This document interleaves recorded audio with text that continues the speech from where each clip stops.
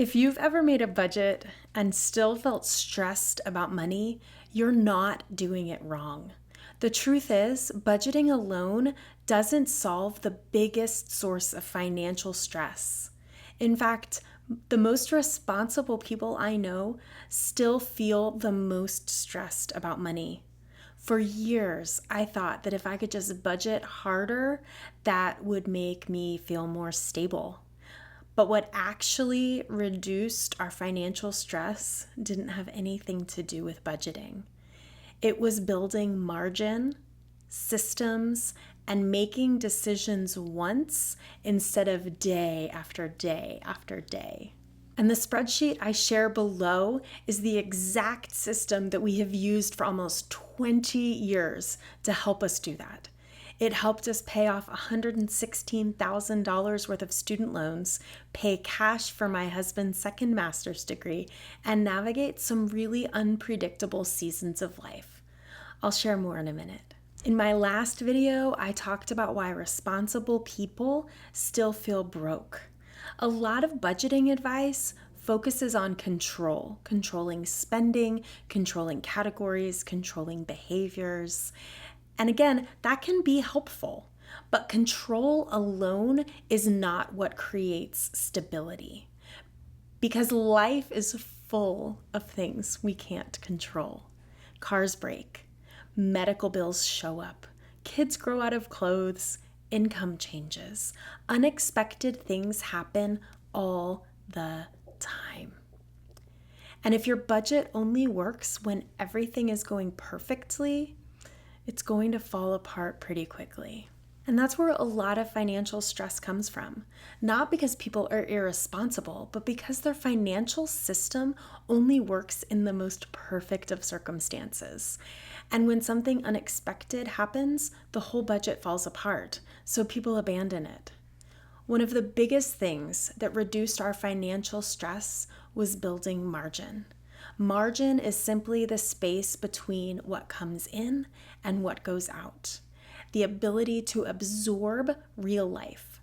For a long time, we didn't have margin. When my husband and I were newly married, we were staring at $116,000 worth of student loan debt. We were careful, we were responsible, but we were also stretched so thin. Every decision mattered. Every expense required a discussion. And when something unexpected happened, it felt like everything might collapse. That's what a lot of people are experiencing, not irresponsibility, just very thin margin. And thin margin creates constant stress because where there's no margin, every surprise becomes a crisis. Getting out of debt did not remove our need for margin or the fear that everything might collapse. A few years ago, when my husband was transferred 2 hours away for his job, we'd only lived in that town for 2 years and we were already moving again. We listed our home with the advice that it would sell before the weekend. Operating under that assumption, we moved forward with a builder in our new town to build a new home. 6 months later, we were living in an apartment in our new town so our kids could start school at the beginning of the school year in their new school. Our new home wasn't quite finished yet, and we still owned our old home. It was unbelievably stressful. We fired our first realtor, we got a new one, and got to work. She helped us lease our old home, and 15 months later, it was finally sold. Even now, I can still feel the stress from that season. We were stretched thin. A new home, an old home, an apartment on top of back-to-school expenses, moving, and basic life expenses. We didn't plan on owning 2 homes at the same time. We were doing the best that we could with the information that we had, but we obviously made some rough financial decisions that we're still reeling from. We would not have survived financially those 2 years without the systems that we'd already built. Because one of the biggest sources of financial stress isn't just money, it's the constant decision making. Should we spend this? Can we afford this?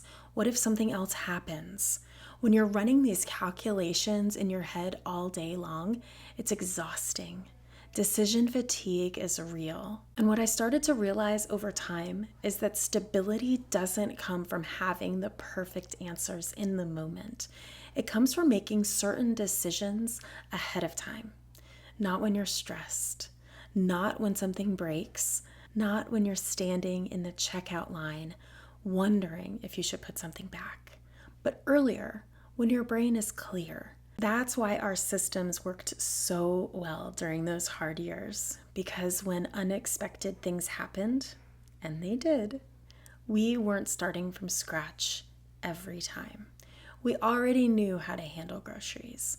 We already knew how to handle bigger purchases. We already knew what mattered most to us and what didn't. The decisions had been mostly made long before the crisis ever showed up. And that's really the quiet part of systems. Systems don't organize your money. You remove the hundreds of tiny decisions that would otherwise drain your energy. Deciding once became one of the most helpful principles in our financial life. Instead of making the same decision over and over again, you decide once. Decide once how you'll handle your money, what your priorities are, what kind of spending aligns with your values. Then you build a system that supports those decisions. Then when something comes up, you don't start from scratch. You already know the answer. Look where your money and your time are going. Are they aligned with the things you say you value? This is what the spreadsheet actually does. It doesn't just track spending. It organizes your money around your real life. The messy months, the unpredictable expenses, the future costs that are coming whether you plan for them or not, because they always do. When you start budgeting in reality instead of in theory, money starts to make a lot more sense.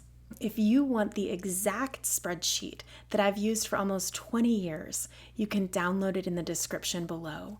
It's the system that helped us pay off $116,000 worth of student loan debt, pay cash for my husband's second master's degree, and navigate seasons when they got financially complicated. You can grab it in the description below. For a long time, I thought financial stability would come from getting better at budgeting. But stability doesn't come from controlling every dollar. It comes from clarity, margin, and systems that work in real life. If this video resonated with you, the next one I'd recommend for you is Why Responsible People Still Feel Broke. In that video, I talk about why so many responsible people are doing everything right with money, paying their bills, trying to budget, making thoughtful decisions, and they still feel like their one unexpected expense could knock them over. You can click that video right here. And if you want more conversations about building a stable life, making money decisions that create options, you can subscribe to my channel right here. Thank you so much for being here, and I'll see you in the next video.